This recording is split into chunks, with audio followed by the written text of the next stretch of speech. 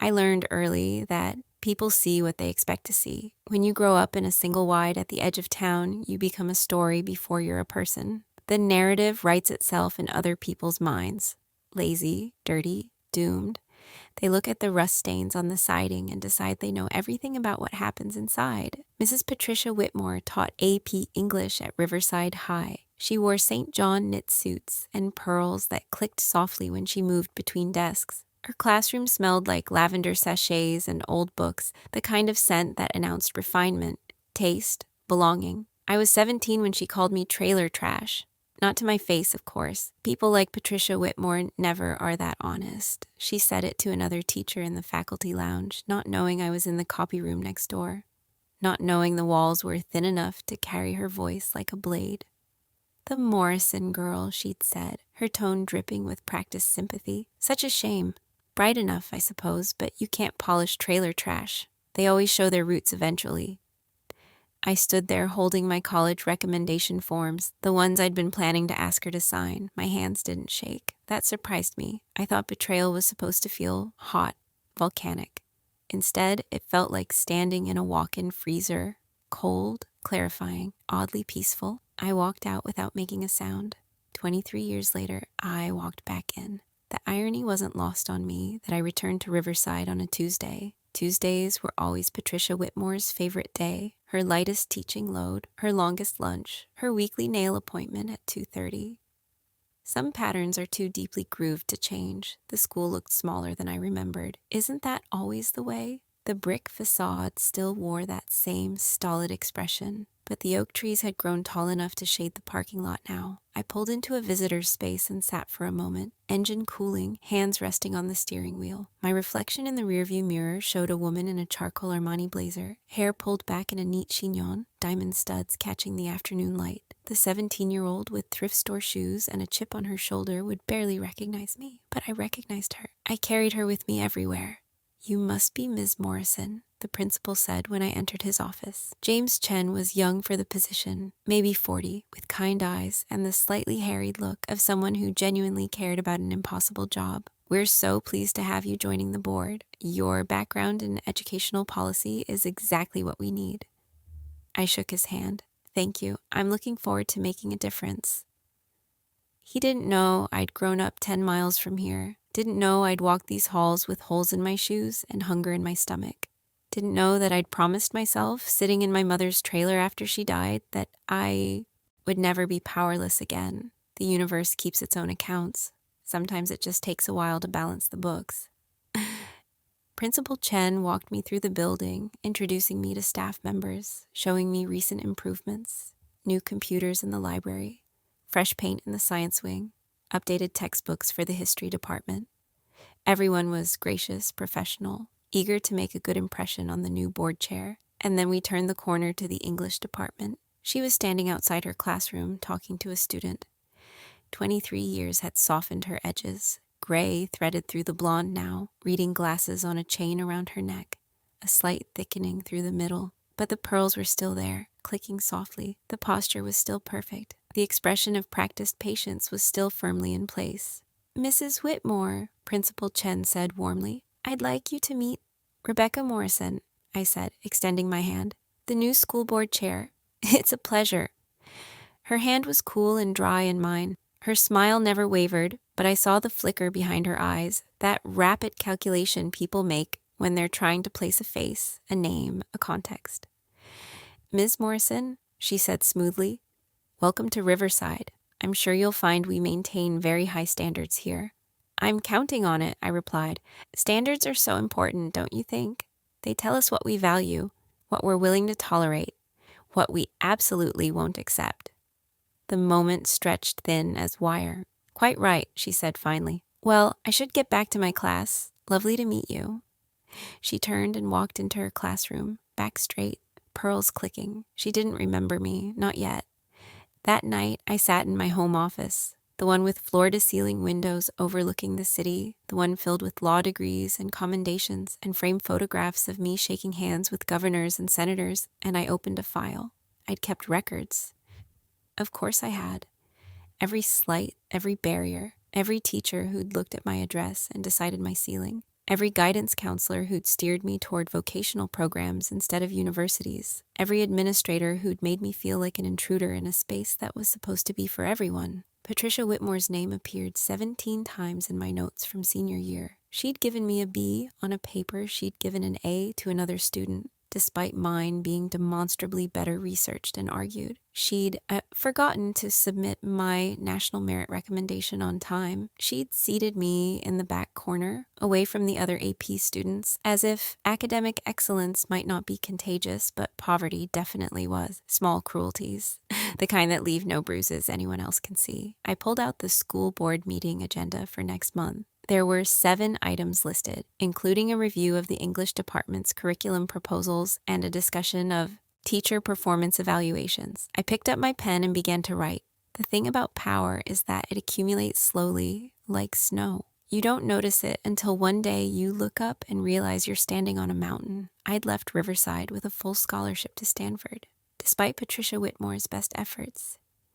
Graduated summa cum laude, law school at Yale, clerked for a federal judge, spent a decade in educational policy, writing the guidelines that governed schools across 3 states, published 2 books on systemic inequality in public education, and then I'd come home. Not for revenge, that would be too simple, too crude. I came home because the work mattered, because someone needed to do it, because I remembered what it felt like to be 17 and powerless, and promised myself I'd never let another kid feel that way. But if justice happened to align with memory, well, the universe keeps its own accounts. Over the next 3 weeks, I attended faculty meetings, observed classrooms, reviewed performance data. I was thorough, professional, scrupulously fair. I asked questions. I took notes. I listened more than I spoke. Patricia Whitmore taught the same way she had 23 years ago, competently, conventionally, with a preference for students who already came equipped with cultural capital. She wasn't overtly discriminatory. She was too smart for that, but her patterns were clear if you knew how to look. AP English had 30 students. 28 were from the affluent neighborhoods. The 2 from low-income families sat in the back and rarely spoke. She called on them less often, praised them less warmly, gave them less benefit of the doubt on subjective grading. Nothing egregious, nothing you could point to definitively. Just 1,000 tiny adjustments that added up to some students mattering more than others. I'd seen it before. I'd lived it before.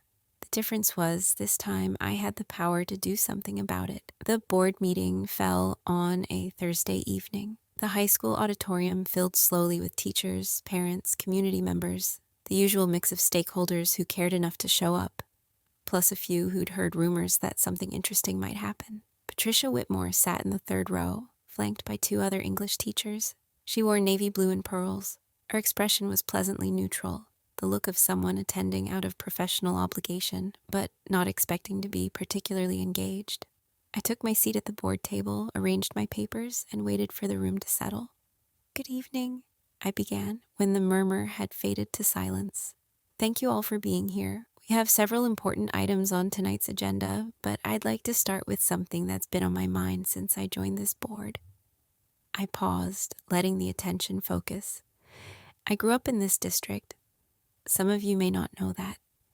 I attended Riverside High from 1998 to 2002. I graduated valedictorian, received a full scholarship to Stanford, and went on to earn a law degree from Yale. I've spent my career working in educational policy, specifically focusing on equity and access. The room was very quiet now. I could feel Patricia Whitmore's attention sharpening, feel her beginning to connect dots she hadn't wanted to see. I came back to this community because I believe in public education. I believe every child deserves a chance to reach their potential, regardless of where they live or how much money their parents make. And I believe that the adults in positions of power have a responsibility, a sacred responsibility, to nurture that potential, not to make assumptions about limitations based on zip codes or socioeconomic status. I let my gaze sweep across the audience, landing briefly on Patricia Whitmore. Her face had gone very still. Tonight, I want to talk about something we don't discuss enough in education: implicit bias. The assumptions we make, the ceilings we construct, the ways we unconsciously limit students based on factors that have nothing to do with their ability or potential. I pulled out a file, not the personal one from my office, but a carefully researched analysis I'd spent the past 3 weeks compiling. I've been reviewing our AP enrollment data, and I've noticed some concerning patterns.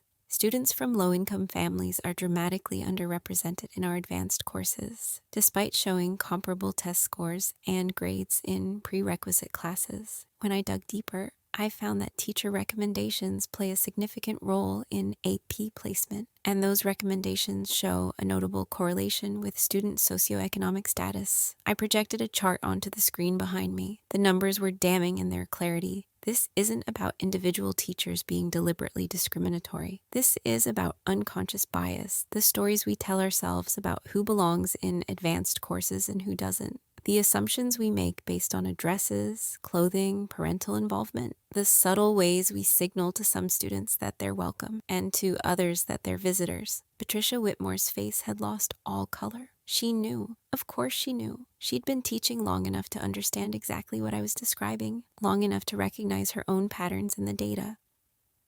I'm proposing several changes, I continued. First, mandatory implicit bias training for all faculty with a particular focus on our AP and honors teachers. Second, a review of our current AP recommendation process to ensure we're using objective criteria rather than subjective assessments that might be influenced by bias. Third, an outreach program specifically targeting high-performing students from underrepresented demographics to ensure they know they're welcome in our most rigorous courses. I paused, gathering my thoughts for what came next. And finally, I'm proposing that we establish a new position, an equity officer who will monitor these issues ongoing, review placement decisions, and serve as an advocate for students who might otherwise fall through the cracks. The room erupted into discussion. Some teachers looked defensive, others looked thoughtful. A few parents were nodding vigorously. I let the conversation roll for a few minutes before calling for order. I know change is uncomfortable, I said quietly. I know it feels like criticism, like we're suggesting teachers haven't been doing their jobs well. That's not what this is about. And this is about recognizing that we all carry biases, all of us, and that our students deserve better than our unexamined assumptions. My eyes found Patricia Whitmore again. She was staring at me now, and I could see the recognition finally blooming fully in her expression. She remembered. She knew exactly who I was. 23 years ago, I said, my voice steady and clear. I was a student in this building. I was bright, motivated, hungry to learn. I was also poor. I lived in a trailer park. My mother worked 3 jobs to keep food on the table, and I was told, explicitly and implicitly, that I didn't belong in the top tier, that I should be grateful for what I had, that there was a ceiling I shouldn't expect to break through. The silence in the auditorium was absolute now. One teacher told another that I was trailer trash, said you couldn't polish me, said I would always show my roots. Patricia Whitmore had gone gray. Her hands were clutching the armrests of her seat. I'm not sharing this to shame anyone, I continued. I'm sharing it because it illustrates exactly why this work matters. Because that assessment was wrong. Because I wasn't limited by where I lived. I was limited by the adults who couldn't see past it. Because every day we make these assessments about students, we're potentially destroying futures we can't even imagine. I let that settle for a moment. The teacher who said those things is still teaching here. She's still making recommendations about which students belong in AP English and which don't. And I'm certain she doesn't do it maliciously. I'm certain she believes she's being objective, that she's just recognizing natural limitations. But implicit bias doesn't require malice. It just requires unconsciousness. I gathered my papers, squared them neatly on the table. I'm not calling for anyone's job. I'm not interested in punishment or public humiliation. I'm interested in change. I'm interested in making sure that the next kid from the trailer park doesn't have to work twice as hard to get half the recognition. I'm interested in creating a system that sees potential instead of limitations. The board voted, and the measures passed unanimously. Patricia Whitmore left the auditorium without speaking to anyone. I watched her go, pearls clicking softly, back straight, despite everything. She would submit her retirement paperwork the following week, not because anyone forced her, but because she couldn't stay. Because the story she told herself about who she was, dedicated educator, champion of excellence, had collided with the reality of what she'd done. Some people break when they see themselves clearly. Others finally start to grow. I didn't know which category she'd fall into. I found I didn't particularly care. The months that followed brought the kind of quiet, systemic change that doesn't make headlines, but transforms lives. The equity officer position was filled by a brilliant young woman who'd grown up in the district and understood viscerally what we were trying to accomplish. AP enrollment from low-income students increased by 40%. Teacher training happened in waves, uncomfortable and necessary. Some teachers resisted, some adapted. A few even apologized, not to me specifically, but in faculty meetings, acknowledging their own blind spots, committing to do better. I attended every board meeting, reviewed every policy, pushed for every change that would give the next generation something I'd never had, the benefit of the doubt, the assumption of potential, the expectation that they belonged. One evening, 6 months after that pivotal meeting, I found a letter in my school board mailbox. The handwriting was careful, almost hesitant. No return address. Miss Morrison, I've thought many times about writing this and many more times about not writing it, but I owe you honesty. Even if it comes decades too late, I remember you. I remember thinking you were a discipline problem waiting to happen, a distraction from the students who really deserved my attention. I remember making it harder for you than it needed to be. I told myself I was maintaining standards. I told myself I was being realistic about limitations. I was wrong, not just wrong, cruel. And the cruelty was worse because I didn't recognize it as cruelty. I thought it was wisdom. I'm retiring at the end of this year. I won't teach again. Perhaps that's for the best. I've spent the past 6 months in the implicit bias training you mandated, and I've had to confront how many students I've failed over the years.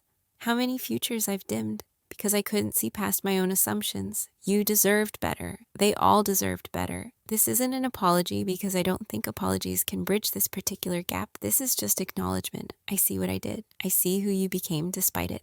And I see the work you're doing to make sure it doesn't happen again. Thank you for that work. Thank you for coming back. PW.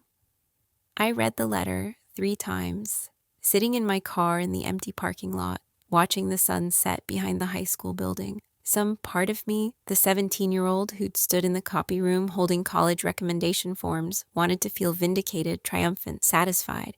But what I felt instead was something quieter, more complex. Sadness for the girl I'd been, respect for the woman I'd become, and a kind of exhausted compassion for Patricia Whitmore, who'd had to live with the weight of her own limitations for decades. Revenge isn't what the stories tell you. It's not explosive or cathartic or particularly satisfying. Real revenge is just the long, patient work of becoming someone who can't be diminished. It's building something better than what broke you. It's making sure the wound you carry doesn't get passed on. I folded the letter and put it in my briefcase. I would keep it, not as a trophy, but as a reminder of what I'd survived, of what I'd built, of why the work mattered. The school building stood silent in the twilight. Windows dark, grounds empty. In a few months, it would fill again with students, some confident, some uncertain, some carrying wounds they couldn't name yet. And because of the changes we'd made, a few more of them would get the chance I'd had to fight for.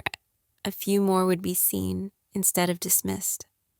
A few more would learn that their potential wasn't limited by their address, or their circumstances, or the assumptions of adults who should have known better.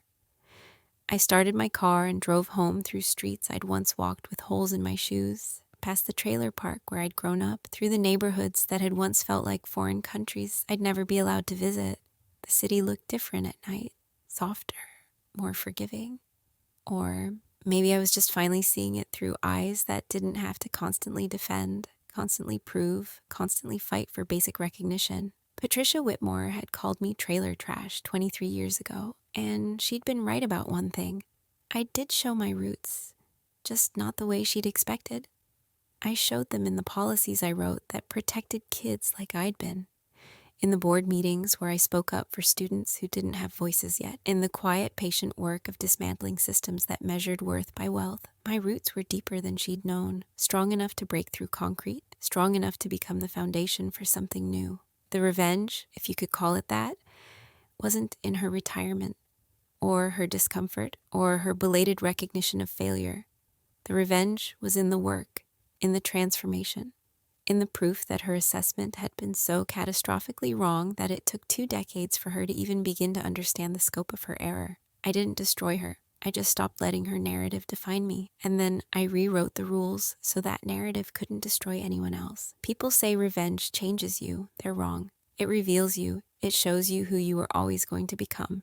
Once you stop believing the stories other people told about your ceiling. I drove home to my house with the floor-to-ceiling windows, poured a glass of wine, and sat in the darkness looking out at the lights of the city. Somewhere in this district, a kid was sitting in a trailer, doing homework by lamplight, dreaming of college, carrying the weight of other people's assumptions. That kid wouldn't have to fight as hard as I did. That was the victory. That was the point. The rest was just noise. I raised my glass to the darkness, to the girl I'd been, to the woman I'd become, to all the quiet battles that never make the history books but change everything anyway. And then I set it down and got back to work. Because revenge, real revenge, isn't a moment. It's not a confrontation or a public humiliation or a single devastating blow. It's every policy you write that protects someone else, every system you dismantle that would have crushed them, every door you hold open that was once slammed in your face. It's the patient, unglamorous, absolutely essential work of making sure the wound stops with you. Patricia Whitmore would retire and fade and eventually be forgotten. The students she'd failed would move on, most of them never knowing what had almost broken them, never knowing how close they came to being defined by someone else's limitations. But the systems would remain. The equity officer would continue. The policies would protect. The training would open eyes. That was the architecture of real revenge. Not destruction, but construction. Not tearing down, but building something that would outlast us all. I finished my wine and went to bed. In the morning, there would be more board meetings, more policy reviews, more work to do. The fight wasn't over. It never really is. But for the first time in 23 years, I slept without the weight of unfinished business pressing on my chest. I'd come home. I'd told the truth. I'd changed the rules. And I'd proven once and for all that you can polish anything, even trailer trash, if you're willing to do the work yourself instead of waiting for permission from people who never wanted you to shine in the first place. The pearls click. The systems change. The girl becomes the woman who rewrites the ending. And that, in the end, is all the revenge